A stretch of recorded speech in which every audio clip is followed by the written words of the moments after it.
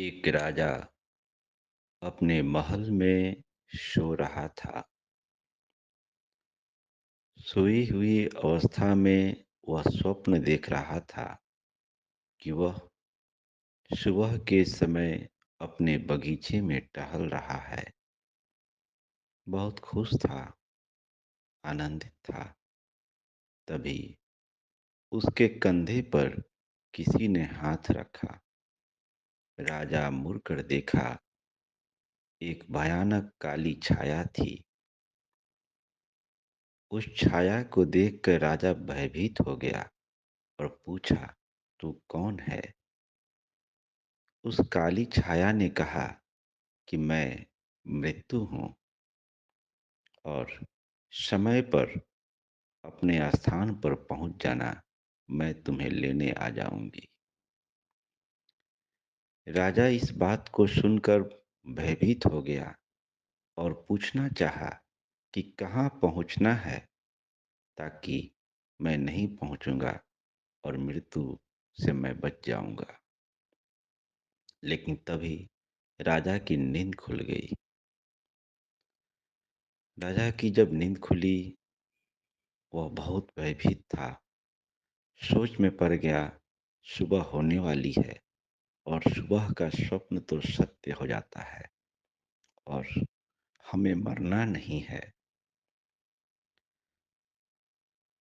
राजा तुरंत अपने मंत्री को बुलवाया और बोला कि देखो, मैं ऐसा ऐसा स्वप्न देखा हूँ और मैं मरना नहीं चाहता। इसके लिए चाहे जो भी करना पड़े, करो। तुरंत पंडित, पुरोहित, विद्वान ज्ञानी जनों को बुलाओ और मृत्यु से बचने का कोई उपाय उनसे पूछो। मंत्री सैनिक को आदेश दिया। कुछ ही समय में नगर के विद्वान, पंडित, पुरोहित, ज्ञानी लोग एकत्र हो गए। उन सबके सामने राजा अपने विचार को रखा, अपने स्वप्न के बारे में बताया कि मैं स्वप्न देखा हूँ और मृत्यु ने कहा है कि तुम समय पर पहुंच जाना, मैं तुम्हें लेने आ जाऊंगी और मैं मरना नहीं चाहता। इसलिए आप सब तुरंत कोई न कोई उपाय निकाले और मुझे मृत्यु से बचाएं। सुबह होने लगी।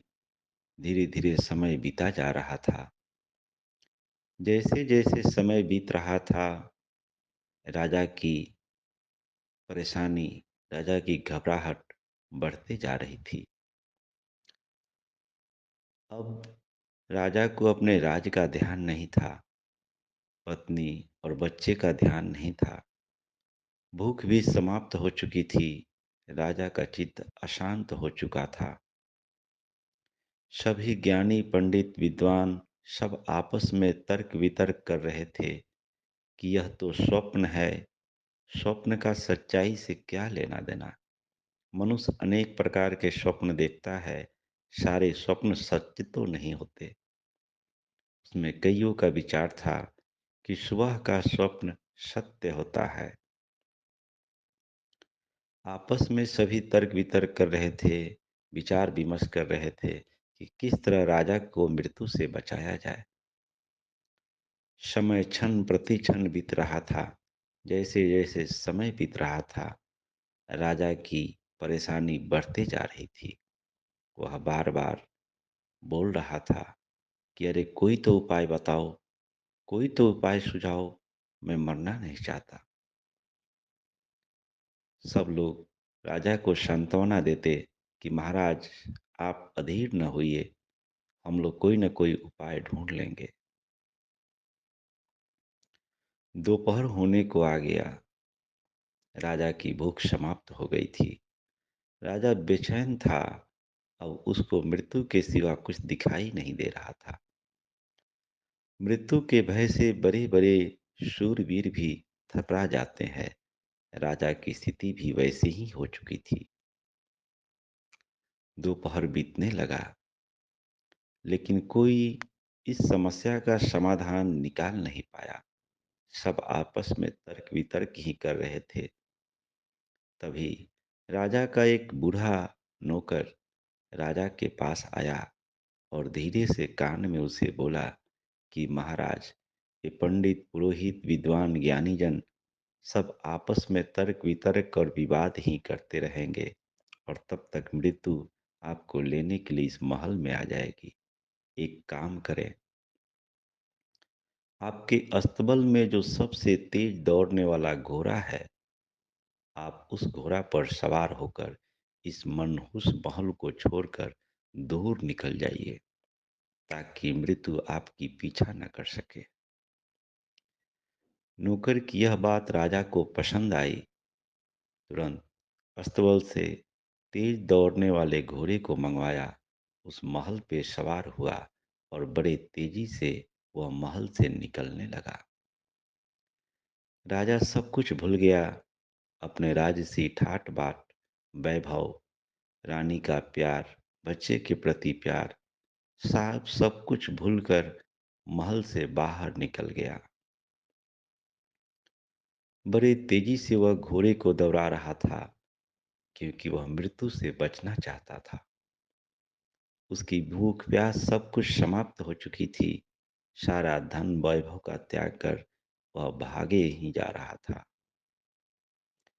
अपने महल से वह काफी दूर निकल गया। अब संध्या होने वाली थी। वह पीछे मुड़कर देखा, दूर दूर तक उसे कुछ दिखाई नहीं दे रहा था। अपने राज की सीमा को पार कर बहुत दूर निकल चुका था। अब राजा विचार करने लगा कि अब तो मैं अपने महल से बहुत दूर निकल चुका हूँ। अब मृत्यु मेरे पास नहीं आ सकती है। अब थोड़ा विश्राम कर लेना चाहिए।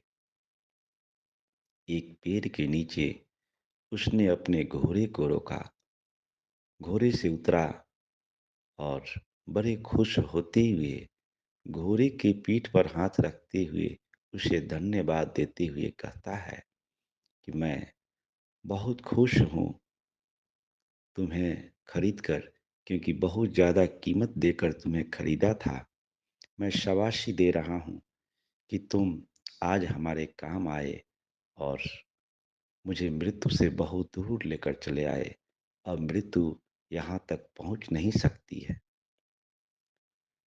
तभी राजा के कंधे पर किसी ने हाथ रखा। राजा मुड़ कर देखा, वही भयानक काली छाया। राजा भयभीत हो गया। मृत्यु भी घोड़े के पीठ पर हाथ रखते हुए बोली कि मैं भी तुम्हारे घोड़े को शाबाशी देना चाहती हूँ। मैं सोच रही थी कि पता नहीं तुम यहाँ पहुँच पाओगे या नहीं, लेकिन घोड़ा तुम्हारे बड़े काम का है। यह धन्यवाद का पात्र है कि सही समय पर और सही जगह पर तुम्हें ला छोड़ा। राजा मृत्यु की बात सुनकर भयभीत हो गया, कांपने लगा, लेकिन मृत्यु तो किसी को छोड़ती नहीं।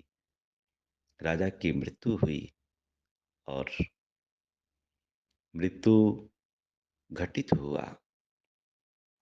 मित्रों, यह प्रकृति का नियम है कि जो जन्म लिया है उसे मरना है। मृत्यु से आज तक कोई बच नहीं सकता, लेकिन मृत्यु के भय से वह व्यक्ति बच सकता है जो अमृत को जान लेता है। आया है सो जाएगा, राजा रंक फकीर, एक सिंहासन चढ़ चला, एक बांधे जंजीर। प्रकृति का यह अटल नियम है कि जो आया है उसे जाना ही है, लेकिन इस शरीर में जो उस चीज को जान लेता है जो कभी नहीं मरता, वह व्यक्ति मृत्यु के भय से भयभीत नहीं होता, वह निर्भय हो जाता है। तो आने वाला तो जाएगा ही, सबको जाना है। राजा को भी मरना है और फकीर को भी मरना है। लेकिन अज्ञानी व्यक्ति जीवन को नहीं जानकर मृत्यु के भय से मृत्यु के बंधन में बंध कर मरता है, और ज्ञानी व्यक्ति जीवन को जब जान जाता है तो मृत्यु के भय से मुक्त हो जाता है और निर्भय होकर वह शरीर का परित्याग करता है। संसार के सारे काम को करते हुए स्वयं को जानना बेहद आवश्यक है। तभी व्यक्ति पूर्ण निर्भयता को प्राप्त कर सकता है। आप सबका मंगल हो, सबका कल्याण हो, सबका भला हो।